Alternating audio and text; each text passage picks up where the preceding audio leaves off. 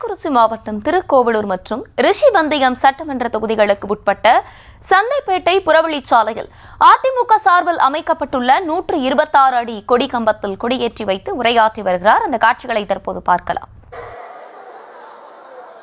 பேருந்திலே கட்டணமில்லாமல் பயணம் செல்கின்றவர் என்ற அறிவிப்பை கொடுத்துவிட்டு மேடையிலே பேசுகிறார். ஓசிலே பயணம்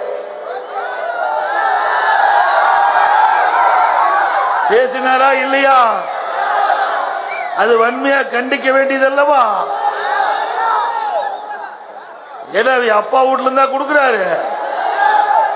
அரசாங்கத்தில் இருக்கின்ற மக்கள் ஒவ்வொருவரும் கொடுக்கப்படுகின்ற வரியின் மூலமாகத்தான் பேருந்து இயங்குகின்றது. அது அவருடைய சொத்து, மக்களுடைய சொத்து. அவருடைய சொத்துக்கு இவர் எப்படி உரிமை கொண்டாடலாம்? மக்களை கேவலப்படுத்தி பேசுகின்ற மாதிரி இன்றைக்கு நம்முடைய சகோதரிகள் அந்த பேருந்திலே பயணம் செய்கிறார்கள். அவர்களை கொச்சைப்படுத்தி பேசுகின்ற அமைச்சராக இருந்தால் அதற்கு உரிய தண்டனையை ஆண்டவன் கொடுத்து விட்டார். அது மட்டுமல்ல, திராவிட முன்னேற்ற கழகம் தலைவர், அதனுடைய அமைச்சர்கள், அதனுடைய கூட்டணி கட்சி தலைவர்கள் எல்லாம் பேசுவது சமூக நீதி நாங்க தான் காப்பாற்றுவோம் சொல்லுகிறார். ஒரு கூட்டத்திலே ஒரு பட்டியலினை சேர்ந்த ஒருவர் அமர்ந்திருக்கின்றார். இப்பொழுது முன்னாள் அமைச்சர் ஆகிவிட்டார். அவர் பேசுகிறார். நீங்க என்ன எஸ்சியா அப்படிங்கிறார். கேட்டாரா இல்லையா? எவ்வளவு மோசம், எவ்வளவு மோசமான வார்த்தை! ஒருவரை எப்படி இழிவுபடுத்தி பேச வேண்டும் என்று இவர் எண்ணினதே தப்பு. ஒரு அமைச்சராக இருந்து, ஒரு பொறுப்புள்ள ஒரு மனிதராக இருந்து, அவர் உயர்ந்த படிப்பு படித்தவர்.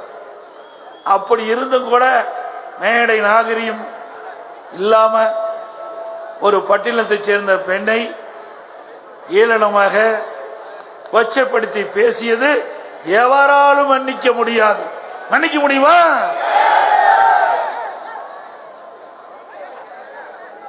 அதே போல திண்டிவனம் இந்த 3 நாளைக்கு முந்தி நம்முடைய விழுப்புரம் மாவட்டம் ஒன்றுபட்ட மாவட்டம் இருக்கின்ற திண்டிவனத்தில் அங்க நகராட்சியில் பணிபுரிகின்ற ஜூனியர் அசிஸ்டன்ட் பட்டியலினத்தை சேர்ந்தவர். அவரை நகராட்சி ஆணையாளர் அலுவலகத்துக்குள் வர சொல்லி, அறைக்கு வர சொல்லி, அங்கே இருந்த பெண் கவுன்சிலர் காலில் விழுந்து மன்னிப்பு கேட்க வேண்டும் என்று அவரை வற்புறுத்தி அந்த பட்டியலத்தை சேர்ந்த ஜூனியர் அசிஸ்டன்ட் அவர்கள் அங்கு அமர்ந்திருந்த பெண் கவுன்சிலுடைய காலை பிடித்து கதறுகின்ற காட்சி தொலைக்காட்சியிலே பார்க்கப்பட்டது.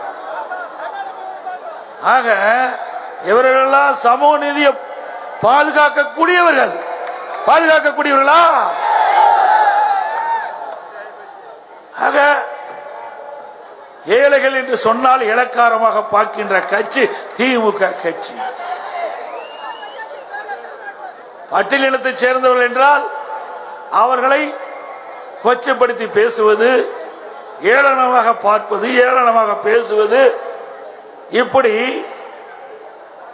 இருக்கின்ற கட்சி திமுக கட்சி.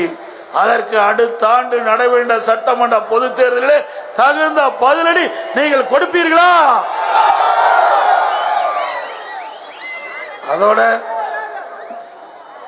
இன்றைய தினம் தமிழகத்தில் சட்ட ஒழுங்கு அடியோடு சீர்கெட்டு விட்டது.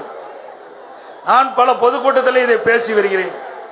திராவிட முன்னேற்ற கழகம் ஆட்சி பொறுப்பேற்று ஒரே ஆண்டு எங்கே பார்த்தாலும் போதைப்பொருள் விற்பனை முதலமைச்சருடைய கவனத்திற்கு கொண்டு சென்றோம்.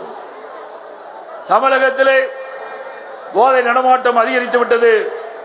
அதனால் ஏழைகள்